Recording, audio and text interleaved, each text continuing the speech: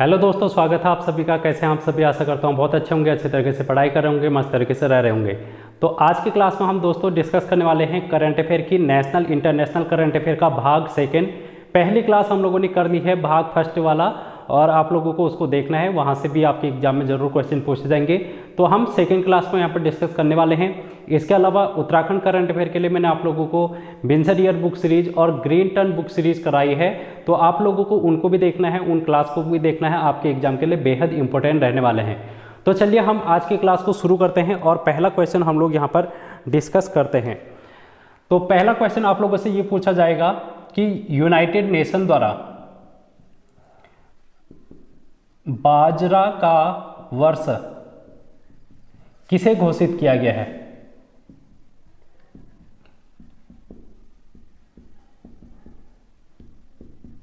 तो ये क्वेश्चन है, बाजरा का वर्ष किसे घोषित किया गया है। इंपॉर्टेंट क्वेश्चन है दोस्तों। तो वर्ष 2023 को बाजरा का वर्ष घोषित किया गया है, ये आप लोगों को ध्यान में रखना है। इंपॉर्टेंट क्वेश्चन बन जाएगा आपके एग्जाम के लिए दोस्तों। या फिर आप लोगों से ये भी कहा जा सकता है कि बाजरा ना देकर मोटे अनाज, ठीक है, मोटे अनाज भी आप लोगों से कहा जा सकता है। और ये क्वेश्चन मैंने बहुत बार डिस्कस कर दिया है आपके इसी चैनल के माध्यम से करंट अफेयर की क्लासेस में। आप लोगों को एक क्लास देखनी है और जिसमें हम बात कर रहे थे बजट की। बजट किसका? इंडिया का बजट। इंडिया की बजट की एक क्लास मैंने आप लोगों को करा रखी है और एक उत्तराखंड के बजट की क्लास करा रखी है। तो ये दोनों क्लास बेहद इंपॉर्टेंट रहने वाली है आपके लिए, और यहाँ से जो सरकारी आंकड़े होते हैं उनके बारे में हम यहाँ पर डिस्कस कर रखी है। और उत्तराखंड हो चाहे फिर भारत हो, उनके द्वारा जो भी योजनाएं चलाई जा रही है उनको भी हमने यहाँ पर इन बजट के माध्यम से प्रस्तुत कर रखा है। तो आप लोगों को देखना है, एग्जाम के लिए बेहद इंपॉर्टेंट होगा। तो ये जो बाजरा है हमारे बजट में वित्त मंत्री के द्वारा जो ये 2023 है, इसको बाजरा का वर्ष घोषित किया गया है, ये आप लोगों को ध्यान में रखना है। अब सेकंड क्वेश्चन की अगर हम बात करेंगे दोस्तों, सेकंड क्वेश्चन आपके सामने है, भारत का सबसे गहरा मेट्रो स्टेशन। यहां पर बात हो रही है भारत का सबसे गहरा मेट्रो स्टेशन की। तो ये है Pune civil court. Pune civil court. तो इंपॉर्टेंट क्वेश्चन है। अगला क्वेश्चन, थर्ड क्वेश्चन हम देखेंगे, देश का पूर्णतः डिजिटल बैंकिंग प्रणाली लागू करने वाला राज्य। तो कौन सा राज्य है जहां पर बैंकिंग सेवाएं पूर्णतः डिजिटल हो चुकी हैं? तो वो राज्य है केरल। आप लोगों को ध्यान में रखना है, केरल की साक्षरता दर सबसे अधिक है। यहाँ पर डिजिटल बैंकिंग प्रणाली लागू कर दी गई है पूरी तरीके से। तो ये आप लोगों को ध्यान में रखना है। डिजिटल बैंकिंग की अगर हम बात करेंगे, जो अभी हम फ़ोन पे वगैरह गूगल पे के माध्यम से जो भी ट्रांजैक्शन करते हैं वो एक डिजिटल माध्यम होता है। अगर हम मोबाइल एप्लीकेशन के माध्यम से किसी भी बैंक की, चाहे वो SBI की बैंकिंग हो, नेट बैंकिंग हो, तो वो सभी क्या कहलाती है? डिजिटल बैंकिंग कहलाती है। तो इस तरीके से डिजिटल बैंकिंग की जो सेवाएं हैं उसको लागू करने वाला जो राज्य बना है दोस्तों, वो केरल है। ये बात आप लोगों को ध्यान में रखनी है। तो चौथा क्वेश्चन आपके सामने अब हम डिस्कस करने वाले हैं, अंतर्राष्ट्रीय पतंग महोत्सव। अंतर्राष्ट्रीय पतंग महोत्सव 2023 कहां पर आयोजित किया गया है? ये आप लोगों से पूछा जा सकता है। तो ये अहमदाबाद कहां पर है? ये गुजरात में है दोस्तों। ये आप लोगों को ध्यान में रखना है, अंतर्राष्ट्रीय पतंग महोत्सव 2023। पांचवा क्वेश्चन अब हम डिस्कस करेंगे, खादी उत्सव। क्या है क्वेश्चन? खादी उत्सव अभी हाल ही में कहां मनाया गया है 2023 का? ये क्वेश्चन आप लोगों से पूछा जा सकता है। तो मुंबई, महाराष्ट्र आप लोगों को ध्यान में रखना है, मुंबई, ठीक है। छठा क्वेश्चन हम देखेंगे अब, एरो इंडिया, क्या है क्वेश्चन, एरो इंडिया शो 2023 कहाँ पर आयोजित किया गया है। आप लोगों से क्वेश्चन क्या पूछा जाएगा, एरो इंडिया शो 2023 कहाँ पर आयोजित किया गया है, तो ये बेंगलुरु आप लोगों को ध्यान में रखना है, बेंगलुरु आप लोगों को ध्यान में रखना है। और ये कौन सा संस्करण है, तो 14वां संस्करण भी आप लोगों को ध्यान में रखना है। एरो इंडिया शो का मतलब है, एरो का मतलब है वायु, वायु में जो भी इंडिया के वायुसेना के माध्यम से कर्तव्य दिखाया जाता है, अपनी जो भी भारत की जो हमारे वायुयान हैं उनका प्रदर्शन जहां पर किया जाता है, उसको हम एरो इंडिया शो के माध्यम से प्रदर्शित करते हैं। तो ये अभी हाल ही में बेंगलुरु में आयोजित किया गया है 14वां संस्करण। ये बात आप लोगों को ध्यान में रखनी है, एग्जाम पॉइंट ऑफ व्यू से इंपॉर्टेंट रहेगा। ठीक है, तो नेक्स्ट क्वेश्चन की ओर बढ़ेंगे। हम यहाँ पर वन लाइनर के माध्यम से डिस्कस कर रहे हैं और ये सभी क्वेश्चन इंपॉर्टेंट है आपके किसी भी आने वाले एग्जाम के लिए, और अभी फॉरेस्ट गार्ड का एग्जाम होने वाला है तो उसके लिए क्लास बेहद इंपॉर्टेंट रहने वाली है। तो 7वां क्वेश्चन आपके सामने अब हम डिस्कस करेंगे। और एक चीज आप लोगों को और ध्यान में रखनी है, मैंने पद्म पुरस्कार 2023 की एक वीडियो बनाई है, ठीक है, तो उसको भी आप लोगों को देखना है, जिसमें हम लोगों ने पद्मश्री, पद्म भूषण, पद्म विभूषण सारे पुरस्कार को डिस्कस कर रखा है, जो कि 2023 के अभी हाल ही में वितरित किए गए हैं जनवरी माह में। तो वहां से आपके एग्जाम में क्वेश्चन डायरेक्टली पूछा जाएगा। आप लोगों को ये क्लास जरूर देखनी है, पद्म पुरस्कार 2023 इसी चैनल के माध्यम से, इसी प्लेलिस्ट में आप लोगों को मिल जाएगी, तो आप लोगों को देखना जरूरी है। ठीक है, अगला क्वेश्चन देखेंगे। 7वां क्वेश्चन है, एक एक्सरसाइज है दोस्तों जिसका नाम है ट्रोपैक्स अभ्यास, ट्रोपैक्स अभ्यास। और ये अभ्यास किसके द्वारा किया गया है, ये आप लोगों से पूछा जा सकता है। तो भारतीय नौसेना के द्वारा, भारतीय नौसेना के द्वारा ये अभ्यास अभी हाल ही में कहां पर किया गया है, ये क्वेश्चन भी बहुत बार पूछा जाता है। तो हिंद महासागर में, कहां पर, हिंद महासागर में। ये किसी अन्य देश के साथ नहीं किया गया है, ये भी आप लोगों को ध्यान में रखना है। भारत की नौसेना ने खुद ही इस अभ्यास को संचालित यहां पर किया गया है, तो ये आप लोगों को ध्यान में रखना है। नेक्स्ट क्वेश्चन बढ़ेंगे, और नेक्स्ट क्वेश्चन आप लोगों के सामने है, गणतंत्र दिवस 2023, यहां पर अतिथि का नाम आप लोगों को बताना है कि कौन थे हमारे देश के गणतंत्र दिवस में अभी 2023 के मुख्य अतिथि। तो इनका नाम है अब्देल फतह अल सीसी, अल सीसी। और ये अब्देल फतह अल सीसी कहाँ के राष्ट्रपति हैं, तो ये मिस्र के आप लोगों को ध्यान में रखना है। ठीक है, आप लोगों से ये भी पूछा जा सकता है कि अभी हाल ही में गणतंत्र दिवस पर किस देश के राष्ट्राध्यक्ष अतिथि के रूप में शामिल थे, तो आप लोगों को बताना है कि मिस्र के राष्ट्रपति। ठीक है, तो इस टाइप से क्वेश्चन आप लोगों से पूछा जा सकता है। और ये क्वेश्चन मेरे ख्याल से अभी हाल ही में पूछा गया है, किसी भी ये जो अभी आपके एग्जाम हुए हैं हाल फिलहाल में, वहाँ पर ये क्वेश्चन पूछा गया है। एक क्वेश्चन और इम्पोर्टेंट है, साइक्लोन फर्स्ट अभ्यास, साइक्लोन प्रथम अभ्यास। दोस्तों ये पहली बार अभ्यास है जो कि संचालित किया गया है, इसलिए ये क्वेश्चन इंपॉर्टेंट बन जाता है। और ये अभ्यास दोस्तों भारत और मिस्र के द्वारा, भारत और मिस्र के द्वारा पहली बार इसको संचालित किया गया है, ये आप लोगों को ध्यान में रखना है। साइक्लोन पहला, और कहाँ पर, राजस्थान में,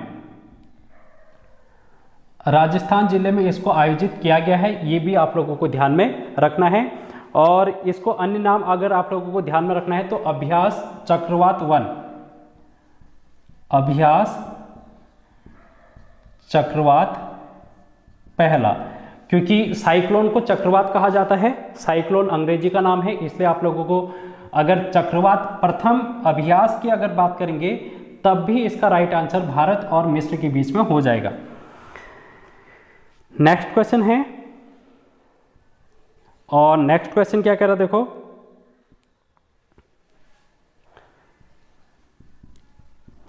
भारत का सबसे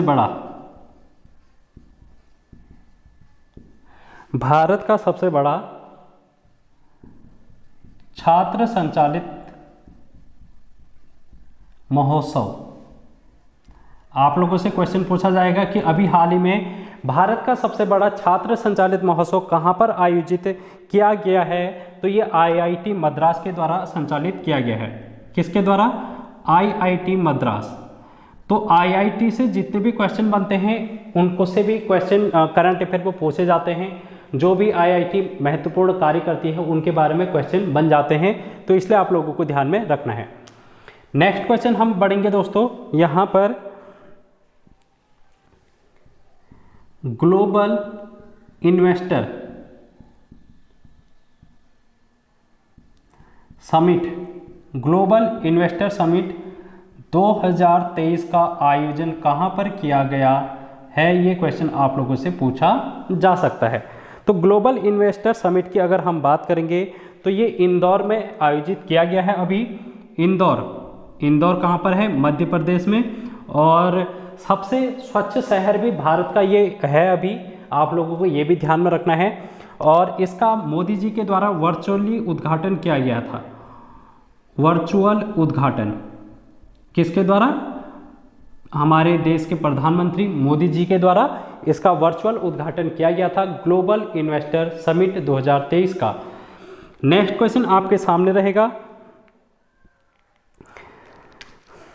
भारत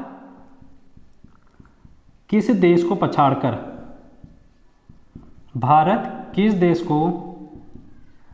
पछाड़कर विश्व का थर्ड बड़ा ऑटो बाजार बन गया है?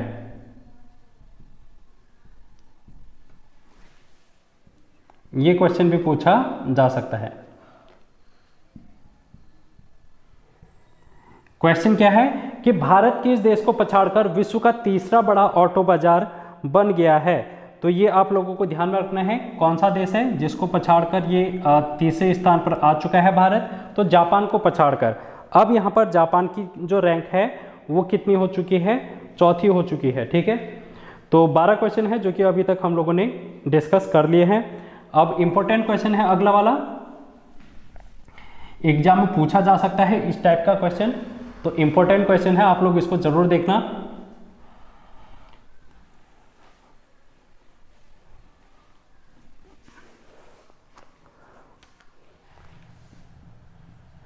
क्या है क्वेश्चन? एमवी गंगा विलास। क्वेश्चन है एमवी गंगा विलास के बारे में। दोस्तों एमवी गंगा विलास क्या है? एक क्रूज सेवा है। क्या है ये? क्रूज सेवा है। अब देखो इसको अगर मैं समझाऊं आप लोगों को, तो ये हमारा इंडिया है,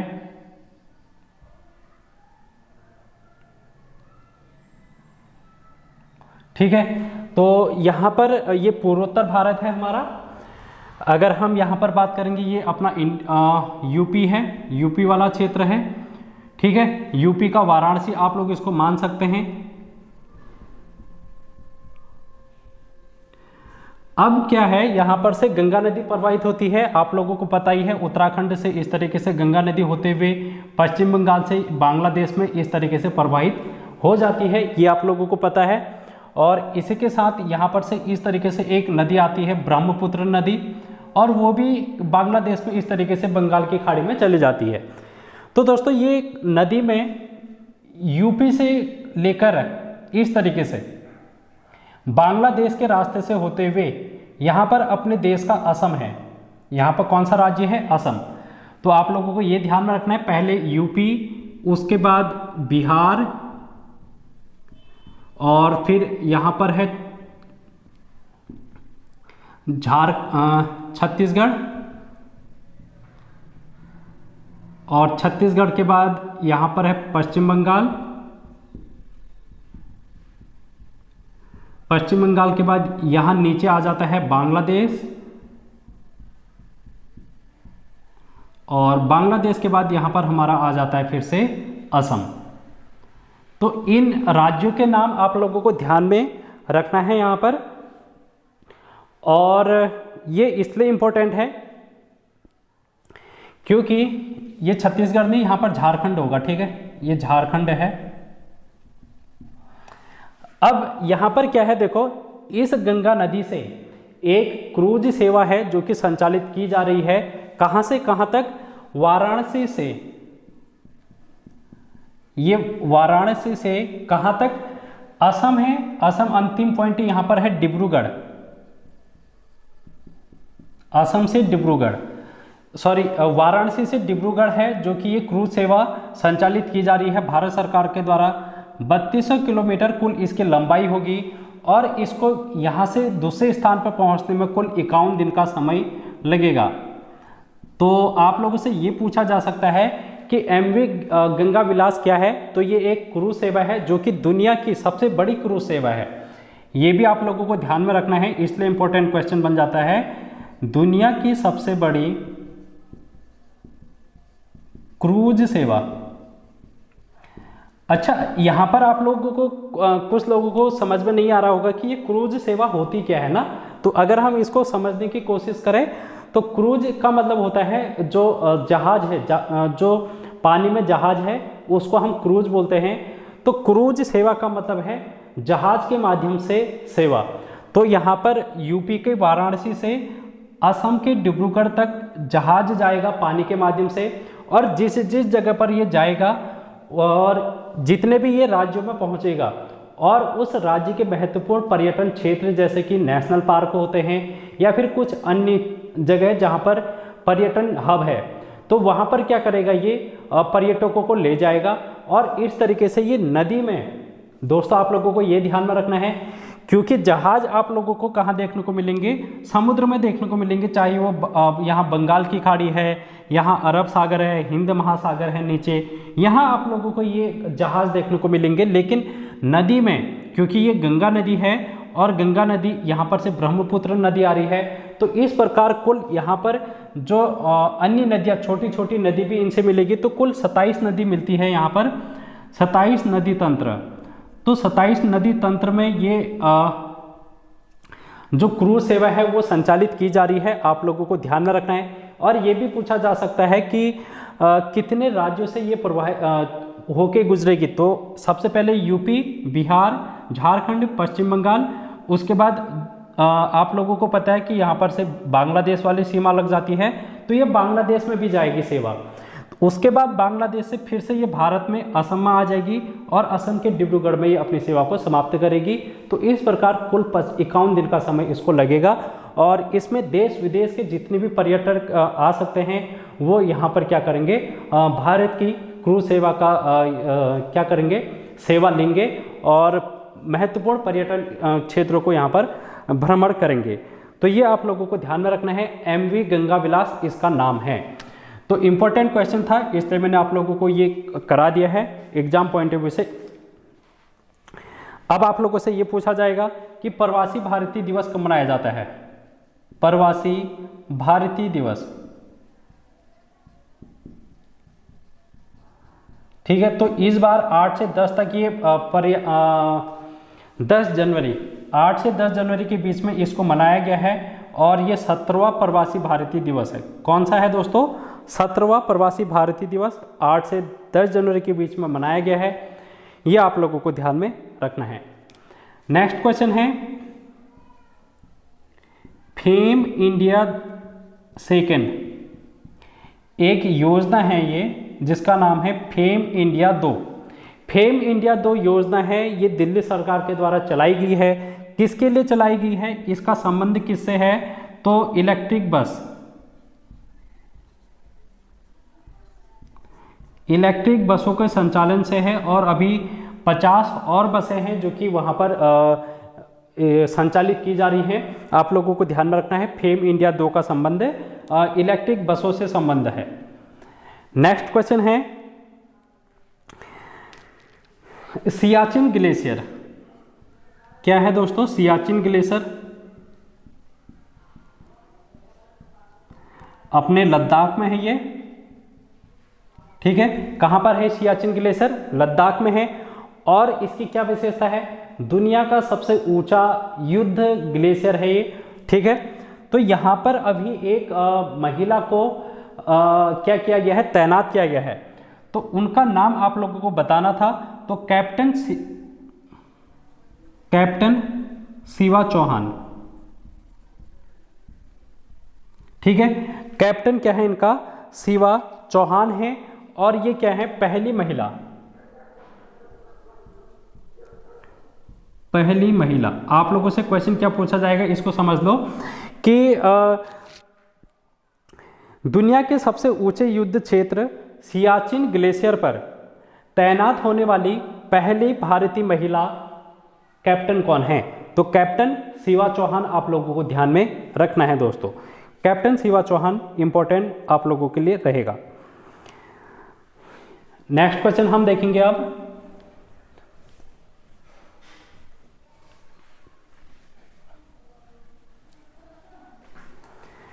क्वेश्चन क्या कर रहा है अगला?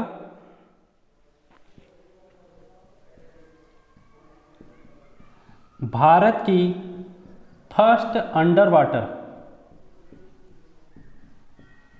Water metro. तो अंडर वाटर मेट्रो की अगर हम बात करेंगे, यानी कि पानी के नीचे, ठीक है। तो ये कोलकाता है। कोलकाता आप लोगों को ध्यान में रखना है। कोलकाता में भारत की पहली अंडर वाटर मेट्रो है जिसका संचालन किया जा रहा है। अभी ये शुरू नहीं की गई है, दिसंबर 2023 तक इसका शुभारंभ हो जाएगा। और आप लोगों से ये भी पूछा जा सकता है एक स्टैटिक जीके में कि भारत में पहली बार मेट्रो का शुभारंभ कहाँ पर किया गया, या फिर भारत में पहली बार मेट्रो कहाँ संचालित की गई है? तो कोलकाता उसका राइट आंसर हो जाएगा। नेक्स्ट क्वेश्चन है आपके सामने,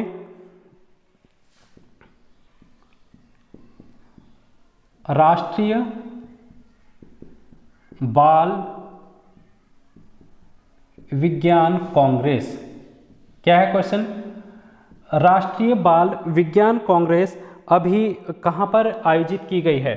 तो ये 30वीं बैठक है राष्ट्रीय बाल विज्ञान कांग्रेस की। तो ये कहाँ पर आयोजित की गई है ये आप लोगों को बताना है।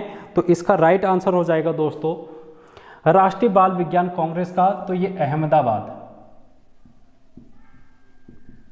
इस टाइप के क्वेश्चन बन जाते हैं तो इंपॉर्टेंट रहेगा, गुजरात के अहमदाबाद में इसको आयोजित किया गया है। अगला क्वेश्चन आप लोगों के सामने है, दुनिया का पहला इंट्रोनेजल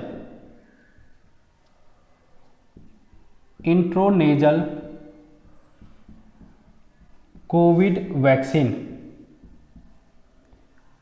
इंट्रोनेजल कोविड वैक्सीन जो कि दुनिया की पहली है, इसका नाम क्या है? तो इसका नाम है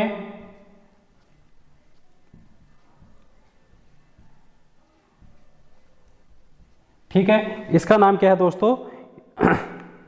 इनकोवैक है। इसका नाम क्या है? इनकोवैक है। और ये किसके द्वारा इसका निर्माण किया गया है? तो भारत बायोटेक के द्वारा इसका निर्माण, तो भारतीय बायोटेक के द्वारा इसका निर्माण किया गया है इनकोवैक। ये आप लोगों को ध्यान में रखना है, पहली इंट्रोनेजल कोविड वैक्सीन है ये। अगला क्वेश्चन है 20वां क्वेश्चन, पृथ्वी सेकंड मिसाइल।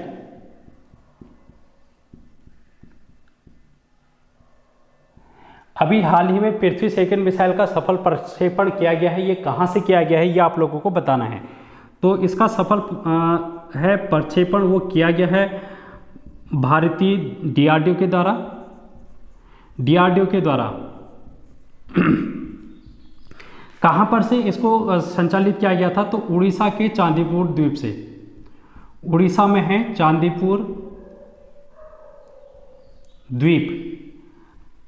अब आप लोगों से स्टैटिक जीके में ये भी पूछा जाता है बहुत बार कि जो ये चांदीपुर द्वीप है इसका नाम किसके नाम पर रख दिया गया है?